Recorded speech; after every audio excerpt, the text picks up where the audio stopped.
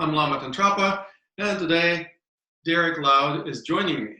I know in these challenging times, you may have all kinds of other options and things to do instead of watching my video, so I appreciate your time, and also I want to promise to you that you are going to learn something about boosting your immune system today that perhaps will help you deal with the coronavirus better.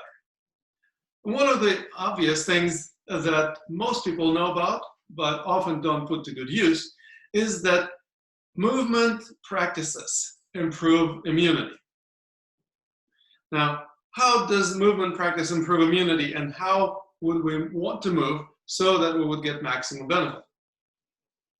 Well, for example, the way that Derek and I are standing right now already is better than sitting. Why is that? Well, we all have sedentary lifestyles, right, Derek?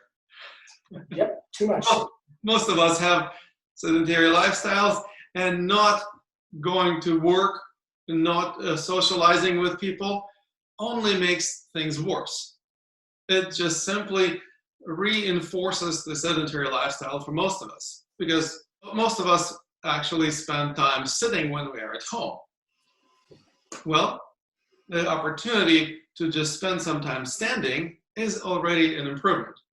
Now, when we are standing up or sitting down, we're using our muscles. Just the fact that you are getting your butt up from the chair already engages you in a little bit of a movement, but that's not all. Yeah, like when you're standing, how do you stand? Well, there are better ways to stand, and there are not so great ways to stand. For example, if you stand slouching like this, it's not going to be a great benefit for immune system, and actually may even contribute to sadness or depression. Who wants that? So instead of standing slouching, we have a really cool way to stand in the natural stance. How do we get into the natural stance? We simply jump and land softly, like this.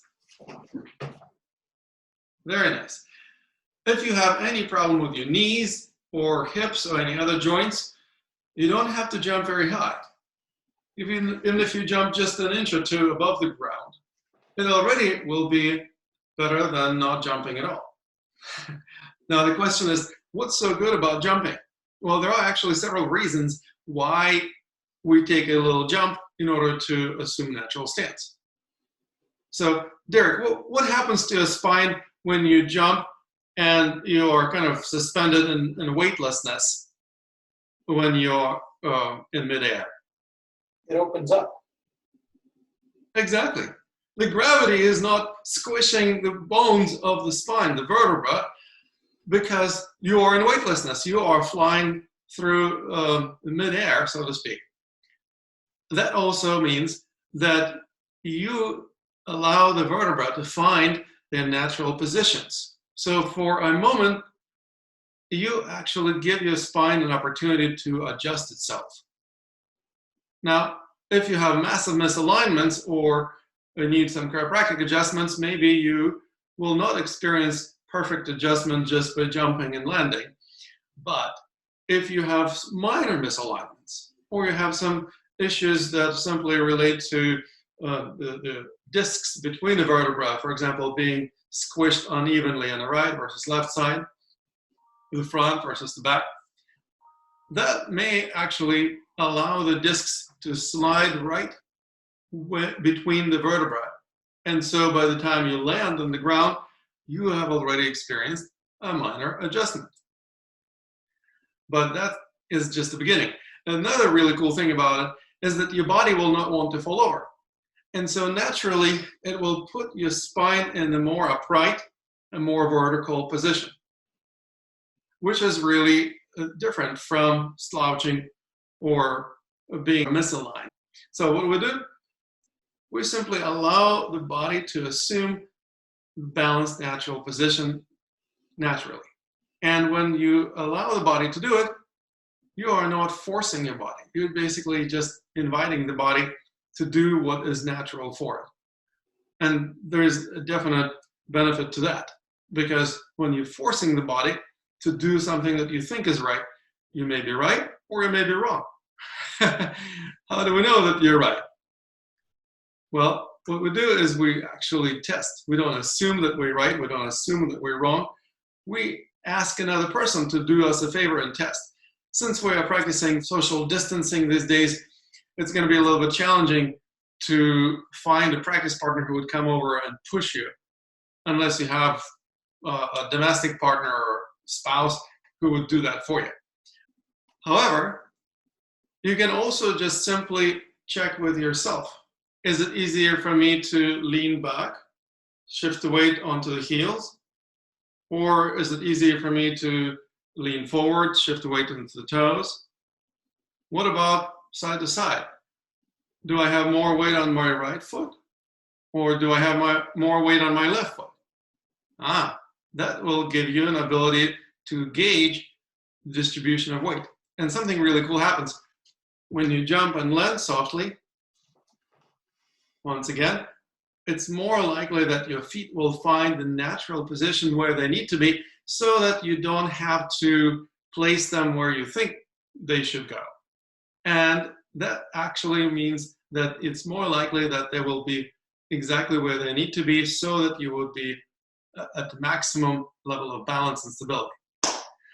So, Derek, what do you think? Do you think our viewers would benefit from finding greater balance and stability in their lives? I think they should join us on the next class and try it for themselves. Exactly. Nothing like do it. Right. So how do we make it possible for everyone to join us for this class? We're actually going to have a Zoom meeting in which we can have up to 50 people, as far as I know. Up to 50 people can join us all at once, and we can see each other in real time. I can provide some suggestions, feedback, and most importantly, answer any questions. So let's see how we can explore a little bit how questions and answers work on Zoom. Derek, do you have any questions about anything related to natural I do, Lama. I mean, this posture feels great, but what does this have to do with my immune system? Great question. What does the immune system have to do with posture? When you are struggling against gravity, when you are resisting the gravity by tensing up the muscles because the bones aren't supporting you, the central nervous system is actually agitated. It's sending more signals to the muscles to contract, as compared to the relaxed natural stance, in which your central nervous system can be relatively relaxed and not agitated. Now, what does agitation have to do with immunity? Well, it has a great deal to do with immunity, because if your central nervous system is agitated, it actually sends more stress hormones into your bloodstream, such as epinephrine, noradrenaline, cortisol, and other stress hormones. When you have stress hormones, they ravage your immune system. They basically distract your immune system or make it less effective. So when you have a virus to deal with, if you get exposed to some kind of virus, for example, the immune system will not be able to handle it as easily because it's been inundated with those stress hormones that need to be expelled from your body as if they're a virus. And so basically what happens is that our bodies become less capable of dealing with virus and other infections if we are in stress mode. And standing expresses how stressed or how relaxed we are. Even if we just have a habitual holding pattern, for example. Well, any habitual holding pattern already is an expression of a certain unconscious strategy for struggling against the flow of things. They express a certain habitual holding pattern because it's an expression of a certain habitual state of mind. And if this state of mind is not particularly relaxed, so it's involved in struggling against the flow in one way or another, again, it means the central nervous system is agitated. It's busy fighting against the current state of affairs. And that means we are going to experience reduced immunity. Did it answer your question, or It did. Now, what does this have to do with the coronavirus that's running around? How is that going to protect me? Well, just like any virus, coronavirus is something that needs to be tagged by the immune system in order for the immune system to find ways to mitigate it. So basically, if there is a virus present in the body sends macrophages, T cells, and other types of white blood cells to kill the virus. When those cells attack the virus, they actually get a certain signature from that virus so that they remember what kind of virus it is and figure out how to manage it easier.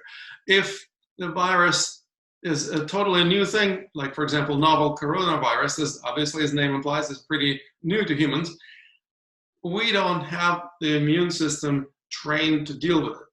So what the immune system needs to do is to quickly learn how to deal with this particular type of virus so that it can handle additional viruses coming into your organism of the same type.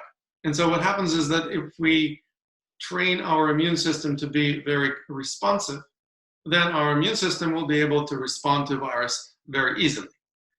How do we train the immune system to be responsive? We actually have to be responsive. We need to be responsive as a human being so that parts of our organism would be responsive. If you are reactive as a human being, your immune system will be reactive. It will have a hard time responding. Now, what is a reaction of the immune system? It's when it goes into overdrive. It basically sends so many white blood cells because it can't figure out what to do with this virus. And so it produces massive inflammation and also massive production of mucus. Well, that's one of the things that actually cause pneumonia. Basically, the lungs start filling up with mucus. And that's white blood cells. If we don't respond properly, our body basically goes into a big war instead of just dealing with it as a small intruder. Virus is a small intruder that intrudes your body, but the body may think that this is actually a huge invasion. And so they go in a huge battle against the virus, even though it is an overkill. But in fact, the body starts actually drowning in its own mucus. And that's exactly what pneumonia feels like. Basically, what we do is we mitigate the issue of viral infection with the least amount of effort, with the least amount of resources that we need to put into this battle, making it as small battle as possible, and then we win the war. Does it make sense? Yeah, so what you're saying is that by using proper posture, I'm using less energy to be here, and so I'm leaving more energy for my immune system to operate effectively against whatever is antagonizing my body. That's a different point, but that's a very valid point too. Not only do we train ourselves to be responsive, but we also learn how to be more efficient. If we spend less energy struggling against gravity, if we learn how to be efficient and effective with our energy expenditures, we have more energy to dedicate to dealing with virus. And another valid point is also movement of the white blood cells as well as lymph throughout the body. The blood is being pumped by the heart all the time, but the lymph doesn't have a pump like heart. So it relies on contraction and relaxation of the muscles throughout the body. So that's why we don't want to just stand, we also want to move. And movement enhances the circulation of lymph, which is extremely healthy for the immune system because it basically allows to expel the byproducts of the immune response. And that literally allows you to flush your system a lot faster. So how do we move in order to be able to benefit from contraction and relaxation of the muscles? Well, my favorite thing is to do centering exercise. What's centering exercise? It's when we simply turn from side to side, like this. I turn to the right and pivot on the heel of my right foot. So my right foot faces to the right. As my navel aligns with the toes of the right foot, my arms just swing around, touching the opposite hips. Then I start turning to the left. My right foot turns forward and my left foot turns to the left. And arms again swing, touching the opposite hip. My breathing synchronizes with the movement. It's like wringing water out of a rag. If you squeeze the rag and twist it, that pushes the water out of it. Well, that's what happens to the air. It gets expelled from the lungs by twisting the body a little bit as you turn. Then when you go through the frontal position of the body, that's an opportunity to inhale, and then you exhale again as you turn further. Inhale, exhale. Inhale, exhale. It's going to be a relatively rapid and shallow breathing because there's going to be only so much time that you can spend turning to the right or to the left. But it's a great opportunity to create a pumping action, not only pumping the air in and out of the lungs, but also move the lymph throughout the whole body. Sometimes people ask me, what makes this exercise centering exercise? Well, the centering exercise is named after the center of the body, around which we pivot. So we want to pivot around the axis of rotation that's aligned with the center of mass. It's just like a spinning top. If the axis of rotation of a spinning top is in perfect alignment with the center of mass of the spinning top, it will spin very stable. If there is any misalignment of the axis of rotation and the center of mass, it will spin out of balance very quickly. Now, that's exactly what we want to achieve. We want to align the axis of rotation of the body, pivoting, turning side to side, with the center of mass. Where is the center of mass? Well, it's really helpful to know where the center of mass is. And I have to tell you that unless you are pregnant or you have big belly, most of your weight is actually closer to the back because most of the density of the body is in your bones. That's the densest part of the body. The rest of it is pretty much water, fluids, fat, proteins. So the bones are the heaviest, densest part of the body. And where are they? Well, the backbone, as the name implies, is in the back. Shoulder blades, obviously, in the back. Most of the rib cage is closer to the back. Most of the pelvis is also to the back. So guess where the center of mass is located? It's not here. It's back there, right around the Mingman area, which is in Chinese is the gate of life, and that's the area in the lower back. And what happens, depending on your stature, depending on the amount of muscles you have in the upper body, it may be a little bit higher or lower. But what happens is that your center of mass is further back. And so when you turn, you actually learn how to pivot around your spine. Now, something really cool happens when you turn around the spine. You pivot around the spine. Your spine maintains vertical alignment so that you can pivot around it. That also means it starts supporting your body really nicely. So when your spine is in alignment with the vertical axis of rotation and the center of mass is in alignment with the vertical axis of rotation, you become supremely stable and centered. If you dedicate 100% of your attention to that center of your body, you also bring your awareness to that center, and where attention goes, energy flows.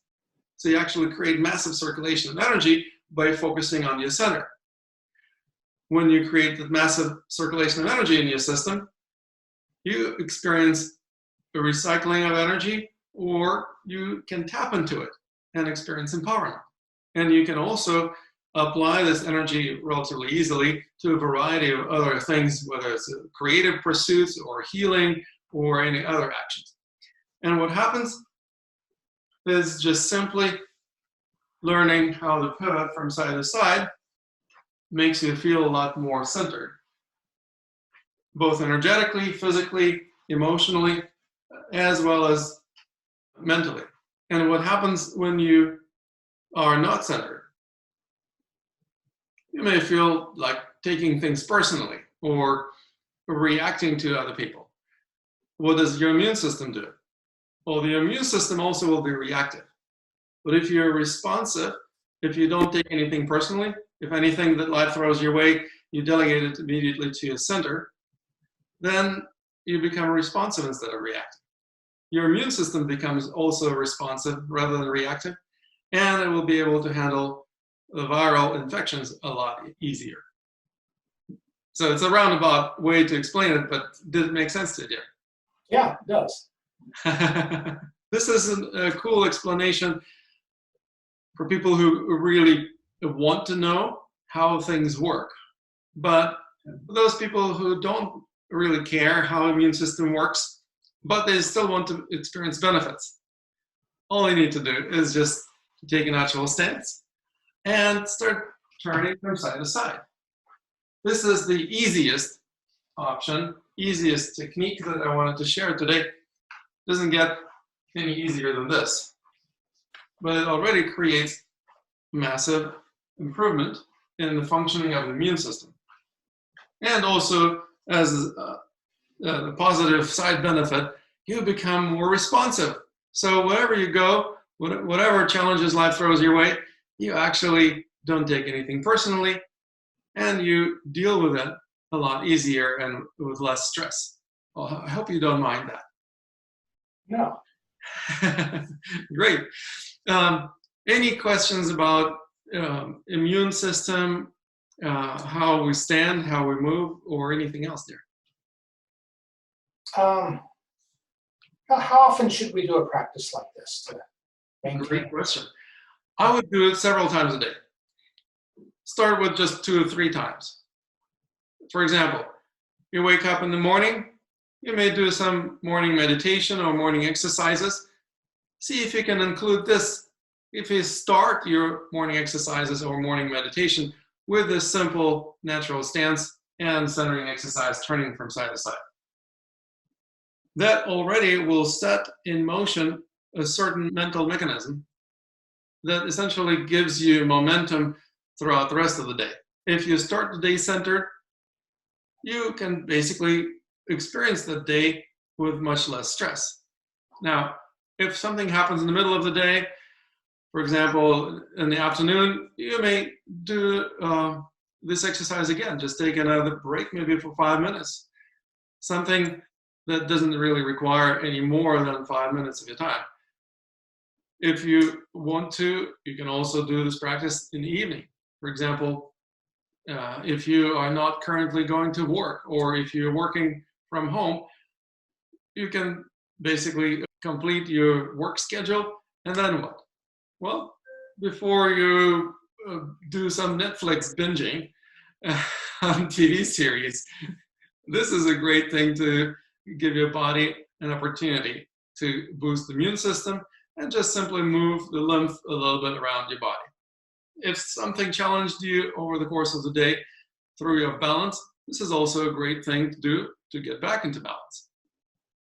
And you also will probably have more restful and insightful dreams when you're sleeping at night if you go to bed relaxed and not stressed out. If you want to, you can add 1 or 2 or several additional sessions of this particular practice over the course of the day. If you do it 5 times a day, you will get more benefit than doing it just twice. But starting twice, maybe 3 times, is a great starting point because it's very doable, doesn't take a lot of time, and gives you immediate benefits. Make sense? Absolutely. Awesome. Now let me ask you, Lama. Yes. If I'm doing this practice and I feel like it's just not smooth, or I feel out of balance, how do I get help to do that with a nicer balance and smoother motion? One of the most popular mistakes about this movement is sinking into the back foot. That's what I would also call turning around the stomach instead of turning around the backbone.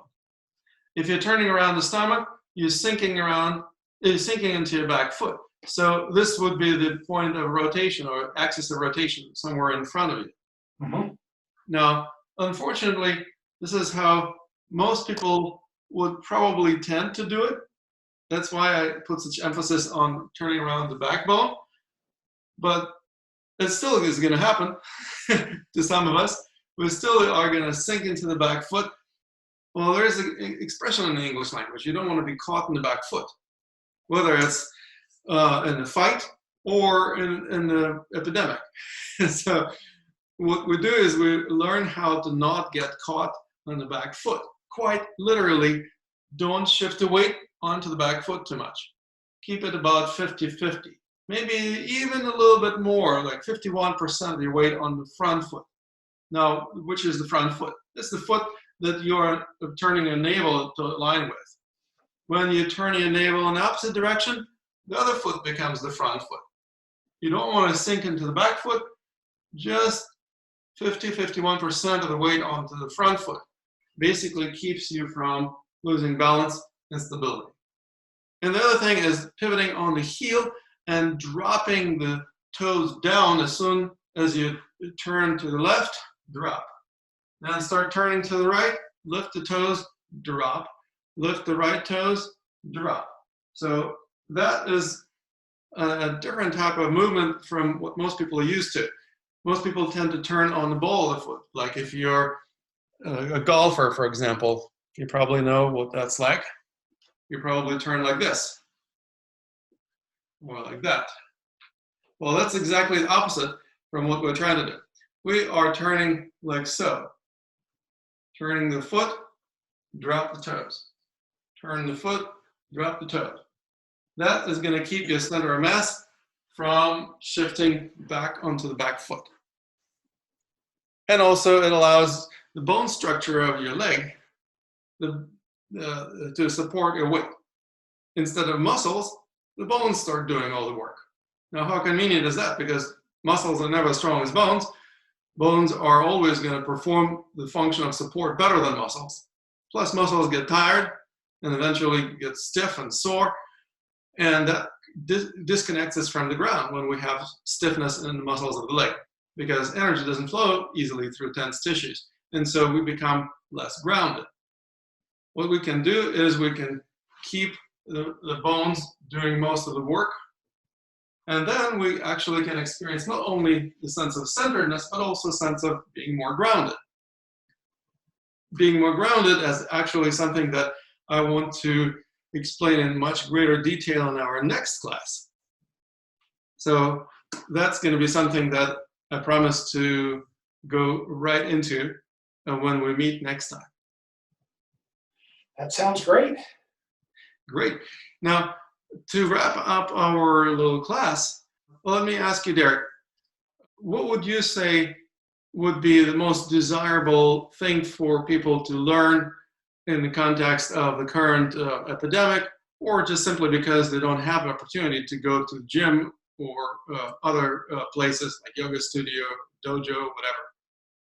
I think right now staying healthy is really important so that we can slow the spread of this pandemic and go back to our normal lives. Yeah, isn't it interesting how often people put the health kind of on the back burner, or just don't pay as much attention to it, or take it for granted. And if something goes awry with health, well, they'll just take a pill or see a doctor, and that doctor will fix them. But with this epidemic, we actually have to reprioritize health, put it right up on top of the list of our priorities. And that also means that we start paying more attention to our health. We start taking charge of our own health. That also means that we have to take responsibility if we're keeping ourselves healthy. The doctors are not going to keep us healthy. The hospitals are not going to keep us healthy. If anything, probably they're going to get us more sick. So that's an amazing opportunity for all of us to finally get into that state of responsibility for our own health and well-being. And guess what? The responsibility and responsiveness go hand in hand. We were talking about how we want to be responsive rather than reactive. Well, it also means we're learning how to be more responsible because responsibility is ability to respond. So in the roundabout way, we are coming back to the same principles, the principles of learning how to be more responsive, take responsibility for our own health, our own life, and also stop using our energy to struggle against gravity, because I don't think anyone is going to win against gravity. Gravity is always going to win, so we start using bones that don't take any energy to support us so that the muscles can relax. And when muscles relax, they conduct energy more freely. They don't impede the circulation of blood and lymph. They actually allow the immune system and all the other functions of the body to function more efficiently. Does that make sense? It does. Cool. Well, what would be the most desirable length of time, Derek? What do you think is a reasonable length of time for this type of online classes for us? You know, I think depending on how frequently they go and how many people we get in attendance, you know, half hour, 45 minutes is enough to give me some direction and some things to work on until the next meeting. Yeah, I agree. Maybe half an hour would probably be enough. So everyone who is watching this video, you guys are welcome to chime in to suggest the length of this online classes that you would like to participate in. Please leave in your comments below how long you would like these classes to be, and also how often you would like to participate in. Is it just once a week, or is it twice a week, or is it more often? I would love to receive your suggestions, and we'll follow through on the most popular and most prevalent suggestions in terms of length of time and also frequency of these classes. Excellent. Well, any parting words, Derek? Any words of wisdom that you would like to share with all of our viewers? Well, thank you for what you shared today, Lama. I look forward to the next episode, and I hope that a lot of people come and join us. Me too. Fun. Thank you.